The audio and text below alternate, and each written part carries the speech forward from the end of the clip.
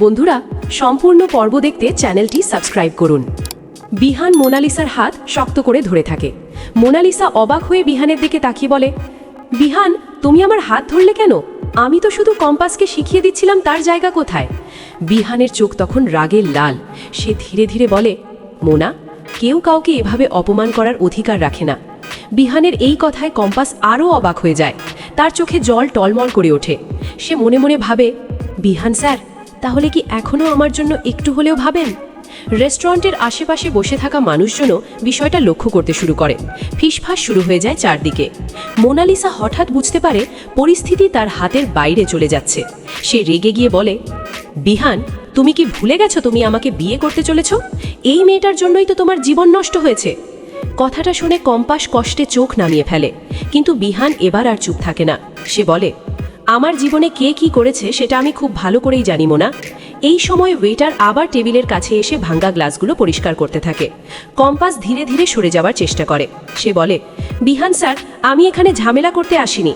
আমি শুধু নিশ্চিত হতে চেয়েছিলাম আপনি ঠিক আছেন কিনা। বিহান তখনও কিছুটা মাতাল, কিন্তু তার চোখে যেন অন্যরকম একটা অনুভূতি ফুটে ওঠে।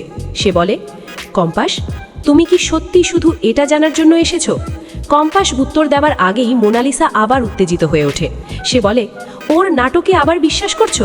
এই মেয়েটা সবসময় নাটক করে তোমাকে নিজের দিকে টানতে চায়। কিন্তু ঠিক তখনই পাশের টেবিল থেকে এক অচেনা লোক উঠে দাঁড়ায়। লোকটা মোনালিসার দিকে তাকিয়ে কৌতুকের হাসি দেয়। মোনালিসা তাকে দেখে হঠাৎ একটু অস্বস্তি বোধ করে। কম্পাস সেটা লক্ষ্য করে ফেলে। তার মনে সন্দেহ জাগে। বিহান তখন ধীরে ধীরে চেয়ারে বসে পড়ে। মাথা ধরে বলে, আমার খুব মাথা ঘুরছে। কম্পাস দ্রুত এগিয়ে যায়। সে বলে, বিহান স্যার, আপনি এতটা মদ খেলেন কেন? মোনালিসা তৎক্ষণাৎ বলে ওঠে, ওকে নিয়ে তুমি চিন্তা করতে হবে না কম্পাস, আমি আছি। কিন্তু কম্পাস লক্ষ্য করে যে একটু আগেই যে অচেনা লোকটা উঠেছিল সে মোনালিসাকে চুপি চুপি কিছু ইশারা করছে। কম্পাসের মনে সন্দেহ আরও বাড়ে। সে মনে মনে ভাবে, মোনা ম্যাডাম কি সত্যিই বিহান স্যারের ভালো চাইছে? ঠিক তখনই রেস্টুরেন্টের আলো কয়েক সেকেন্ডের জন্য হঠাৎ নিভে যায়।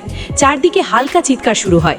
আলো জ্বলে উঠতেই দেখা যায় সেই অচেনা লোকটা বিহানের পেছনে দাঁড়িয়ে আছে। তার হাতে একটা ছোট বোতল। কম্পাস সেটা দেখে চমকে ওঠে। সে দ্রুত চিৎকার করে বলে, বিহান স্যার, সাবধান! আর সঙ্গে সঙ্গে সে দৌড়ে গিয়ে লোকটার হাত ধরে ফেলে। বোতলটা মেঝেতে পড়ে ভেঙে যায়। বিহান অবাক হয়ে তাকিয়ে থাকে। মোনালিসা পুরো ঘটনায় হচকিয়ে যায়। লোকটার রাগে কম্পাসকে ধাক্কা দেয়, কিন্তু তখনই রেস্টুরেন্টের সিকিউরিটি ছুটে আসে। সবাই অবাক হয়ে যায়। বিহান ধীরে ধীরে উঠে দাঁড়ায়। সে কম্পাসের দিকে তাকিয়ে বলে, তুমি আমার জন্য এটা করলে?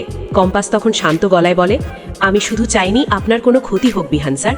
বিহানের চোখে তখন অন্যরকম একটা আবেগ ফুটে ওঠে। অন্যদিকে মোনালিসা ভীষণ অস্বস্তিতে পড়ে যায়, কারণ সেই লোকটা ধরা পড়ার সময় বারবার তার দিকেই তাকাচ্ছিল। কম্পাস সেটা লক্ষ্য করে মনে মনে ভাবে, মোনা ম্যাডাম কি আসলে কি লুকাচ্ছেন? রেস্টুরেন্টের সেই রাতটা শেষ হলেও বিহানের মনে নতুন সন্দেহ জন্ম নেয়। সে বুঝতে পারে তার জীবনে যা কিছু ঘটছে তার পেছনে হয়তো আরও বড় কোনো ষড়যন্ত্র লুকিয়ে আছে।